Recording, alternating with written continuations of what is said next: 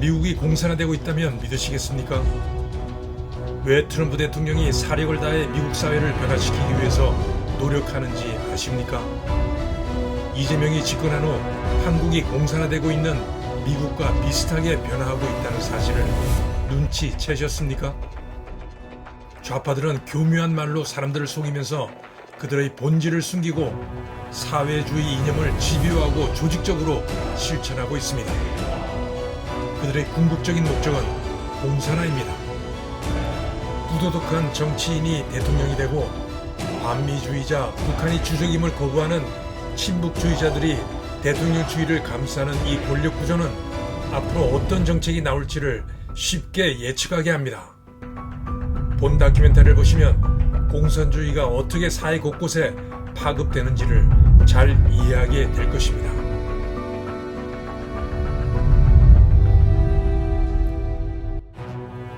제가 요약해서 보여드리는 이 다큐멘터리 영화 아젠다 1, 아젠다 2는 미국이 어떻게 적용화되고 있는지를 보여주는 충격적인 영상입니다. 동시에 이재명 정권에서 한국 사회가 어떻게 변화할지를 예측하게 해주는 영화입니다.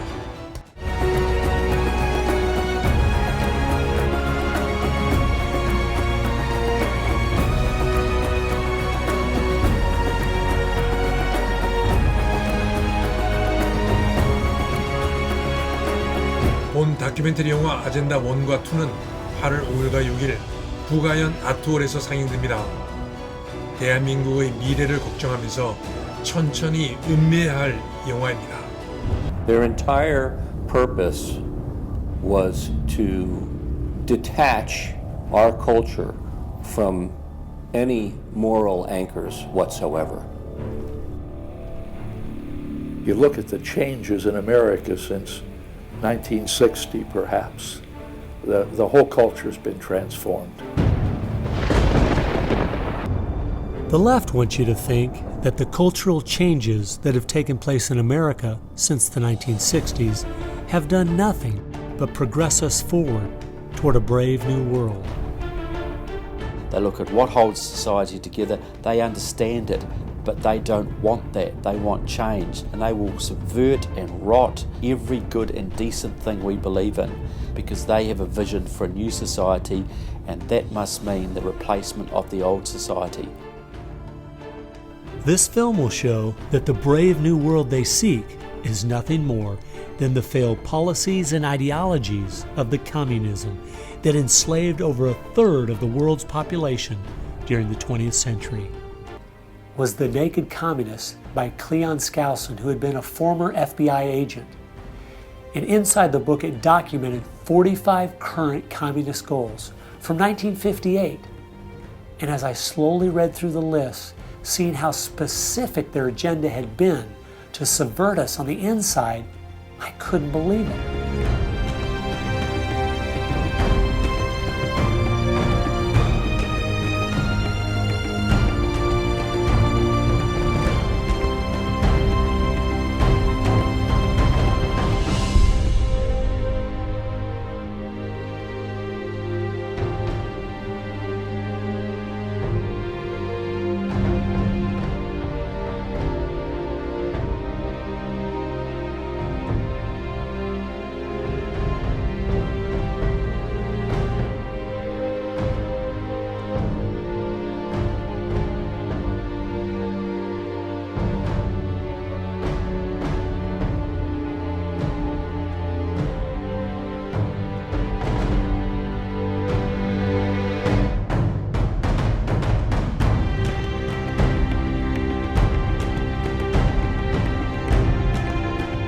They'd accomplished almost every single one of them, and nobody seemed to be noticing.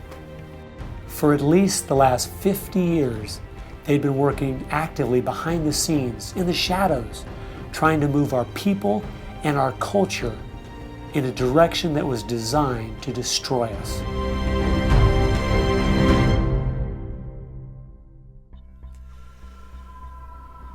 Someone needed to find out the truth of what had happened to our country. Could all of these very specific goals have been accomplished by accident? Or was there something there, under the surface, intentionally rotting away America's culture. Common myth is that communism is dead, but there are more Communist Party members in the world today than there ever have been. One of the things the communists are doing worldwide is not using that name. And so what we have is people with some of the same ideas masquerading in the United States under a variety of names. They're even trying to get away from the word liberal to describe them, and they're trying to call themselves progressives. If you go to the American Communist Party website, all of the programs and policies they support are progressive. So progressives are anything from a hardcore liberal to a communist to a socialist. They all call themselves progressives, and they all have broadly the same values and work together. J. Edgar Hoover is called the masters of deceit. And a good magician raves one hand in the air while he's doing his dirty work with the other hand. Whittaker Chambers said, communism succeeds because most people that promote communist causes are not communist. The useful idiots, that Lenin called them, it gives it an air of legitimacy it would never have if it was identified with communists and communism.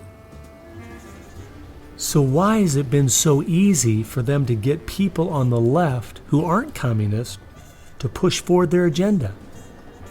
Once I looked at the political scale, it all started to make sense. On the far left, you have 100% government, and on the far right, zero government. Anarchy is no government and doesn't make sense at all. On the far left, you have socialism, communism, and Nazism, all systems that have a socialist form of government with only slight variances between them. Traditionally, Republicans were slightly to the right of center, and Democrats were slightly to the left. In recent years, though, through the radical influence of the media, Hollywood, and the multitude of Marxist professors in our universities, both parties have slid to the left, with the Democrats going so far they have openly joined hand in hand with the radicals. That's why they all work together. All the groups on the left now have the same goal, a socialist America. I thought we were over communism. I thought, okay, we won that battle. The Berlin Wall came down. Ronald Reagan won the day. We've got to look and see how he fought this, because we're fighting it again on American soil. Not hostilely attacking us like we feared in the Cold War. It is from within. And it has no opposition, none. And that's the frightening thing. I think one of the reasons this has happened is because there's so much confusion surrounding the word communism. Technically speaking, communism is simply the final phase and goal of socialism. And socialism is best described by two words: big government. Government controls almost everything, and they use this power to take things by force from one person and give it to another. The liberals in America sincerely believe that this isn't evil at all. It is what will finally make things fair and just. There's only one problem that pulls some of us away from this wonderful utopian vision: history. From history, we see that whether it was Hitler's National Socialism or Stalin's Soviet Socialism, socialism by whatever name and in all its forms is the ultimate evil. Sooner or later, it destroys everything in its path: law, morality, family, prosperity, productivity, education, incentive, and finally life itself. The problem with socialism is that it creates the conditions for a Stalin or a Hitler to come to power.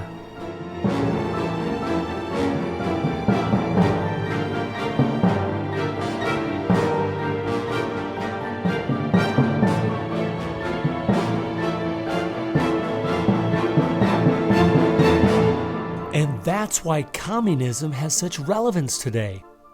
It's the final destination on the road we're traveling. Most of the strategy to remake America from within started with Antonio Gramsci, who wrote over 2,000 pages back in the 1930s outlining how to take a Judeo-Christian culture down from the inside. The plan he suggested has been the main focus of the left ever since. Antonio Gramsci was a neo-Marxist philosopher. Antonio Gramsci was an Italian communist. Antonio Gramsci is probably the biggest troublemaker in the world. He's probably got more responsibility for our social ills than anybody else on the planet. He knew of the importance of undermining the morals in the character of this country. Because America had a strong Christian heritage, you had to attack the culture. You had to change the culture. Even to pornography, into areas that most people normally wouldn't accept. He said that we're going to destroy the West by destroying its culture. We're going to infiltrate and we're going to turn their music, their art, and their literature against them. That means that you penetrate the universities, you write the books, the novels, the poetry, the music, the book reviews. And once you control the culture, then you can sort of shape the thought of rising generations. He differed with Marx. Instead of, for example, destroying the church and the other basic institutions, he said infiltrate them and use them to change the culture. Two of the movements they started in America have played a significant role in tearing apart our families, in breaking down our morality. Betty Friedan is credited with really starting the feminist movement in this country. The purpose really was to attack full-time homemakers, to get them out of the home, to make them think they live dreary lives, to make women feel they are victims. It's the science of victimology. And that is so unfortunate because the American woman is the most fortunate class of people who ever lived on the face of the earth. And to try to tell them that they are victims of an oppressive, unjust patriarchy is just a grievous lie. But unfortunately, they are teaching young women that and have been doing it for many years. While Betty Friedan was pushing her book, Feminine Mystique, she implied that she was coming from the point of being a frustrated housewife herself and just wanted to be a help to other women. But later in the 1990s, it came out she was in fact a radical propagandist for the Communist Party and a staunch supporter of Stalin. So when she had described the American family as, quote, a comfortable concentration camp, unquote, it wasn't because of her experience at home. It was because she was just doing her part to dismantle our families. I'm a student of communism, and the communists set up various groups and various societies. Their society that they set up to promote homosexuality in this country was called the Mattachine Society. And it was founded by Henry Hay, a leading member of the Communist Party. So since I was studying communism and teaching on the issue of communism, you just follow leads, and all of a sudden you realize, what is this Mattachine? I've never heard of this Mattachine Society. Well, it was Henry Hay's organization set up to infiltrate the culture of the United States to make homosexuality normal. It's always been a movement dominated by the left. It's all these so-called isms. You'll find there's a communist or a socialist behind every one of them, and you'll always see their targets. It's basically the traditional family unit. The war is still against the family. If you go back to the Communist Manifesto and read Karl Marx carefully, the war is against what they called the bourgeois family, which was really the biblical family, father, mother, and child. They want to plow through marriage. They want to change the very definition and meaning of marriage, because their open door to engineering society in this utopian way is blocked by the very values of our Christian civilization that's taught through marriage. And so the left just has got to destroy the family, because if there's any one thing that will prevent the left from carrying out its agenda, it's healthy and strong nuclear families. And so from the Fabian Socialist Society to the Frankfurt School to Antonio Gramsci and the Communist Party USA. From these four, you will find connections to almost every left-leaning person and organization in America. Their influence has been incredible.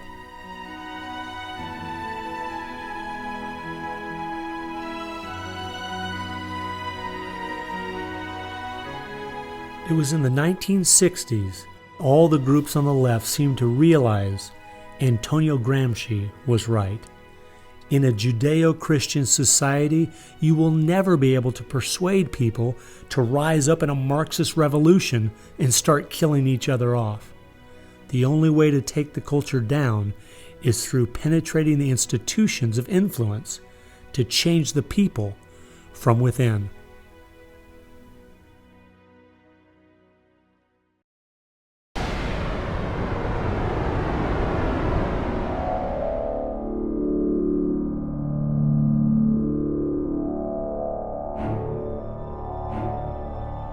Karl Marx had the insight to see that dethroning God and destroying capitalism went hand in hand.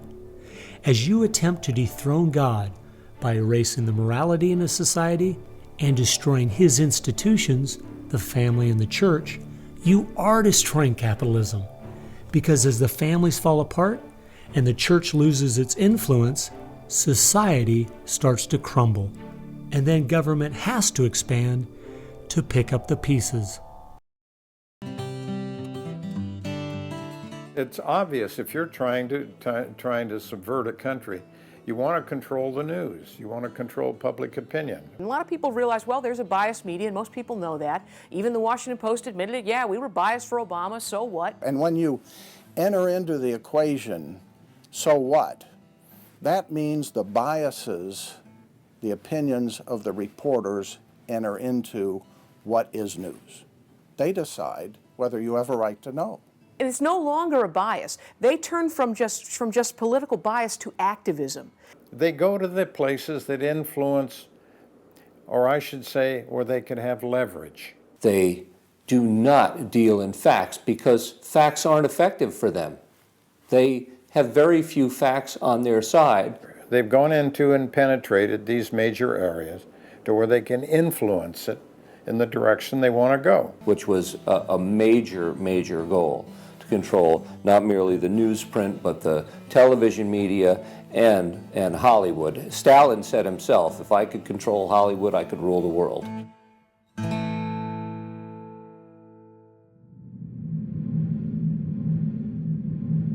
Children are always the first targets of anybody trying to bring down a system.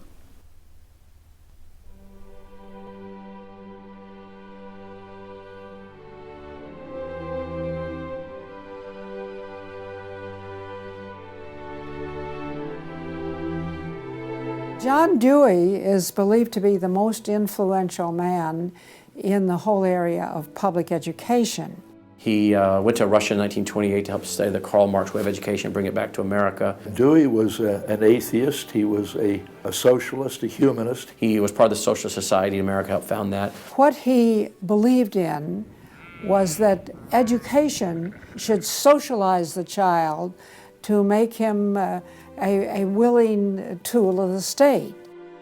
It might be surprising to some that the man who is still idolized as the father of public education in America is the very man who did everything in his power to dumb down our children so that they would willingly accept his vision of a socialist America.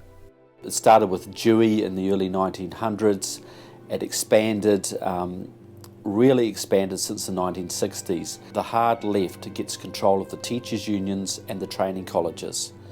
If you've got those two institutions, you can pretty much dictate all educational policy. They discovered that they could do more to remake our country by going into the schools than they could by throwing bombs.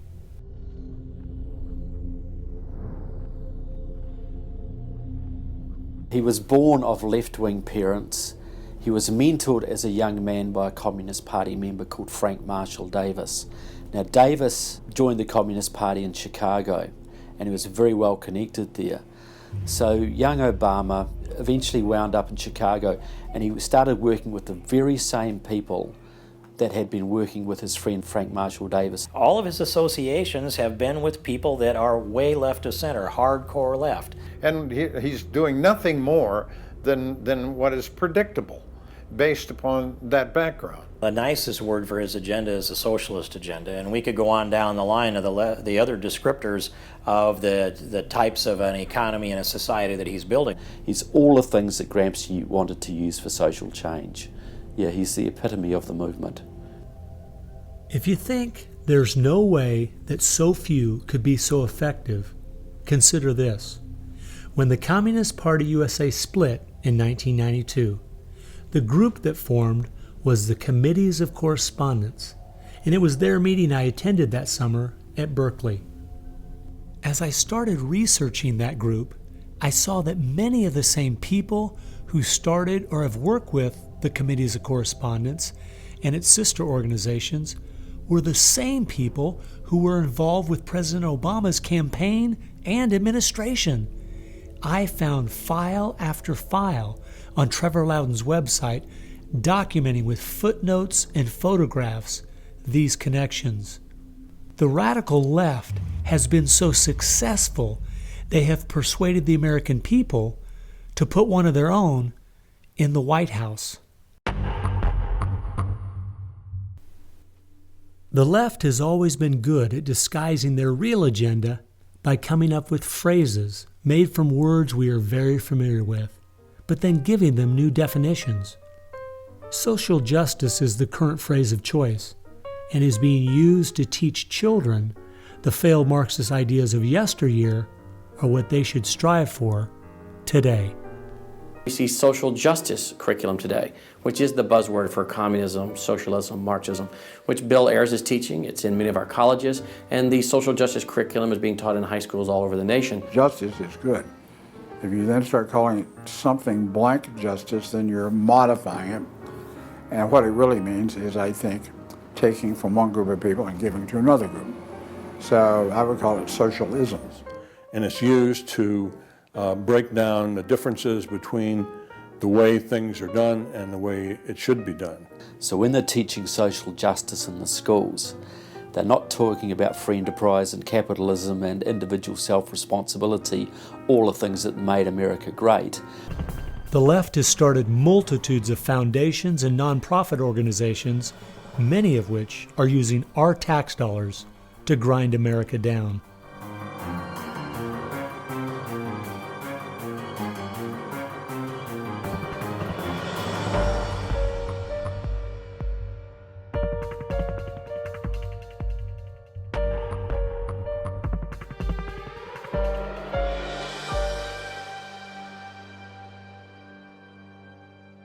They use all kinds of patriotic words to masquerade an extreme leftist orientation, which, if anything, would enslave the people in the same kinds of things with the same kind of ultimate results as communism had. Some of you might be thinking, these Marxist ideas aren't the most serious threat we face. What about militant Islam, our open borders, the national debt, or even China? Well, I agree. America is facing so many serious threats right now. But the reason I believe this is the most dire is because it's destroying us on the inside. Through the political correctness and dumbing down, it's causing us to lose our ability to call evil evil and stand against it. I fear for our country. If we go along business as usual, not informed, not aware of what's going on, then the very small minority that have a plan and are great at organizing the uninformed and misguided will make sure their plan is carried out. I hope you realize it won't just be your children and grandchildren that pay the horrific price of living in the society they're trying to create. No, it will be far worse than that.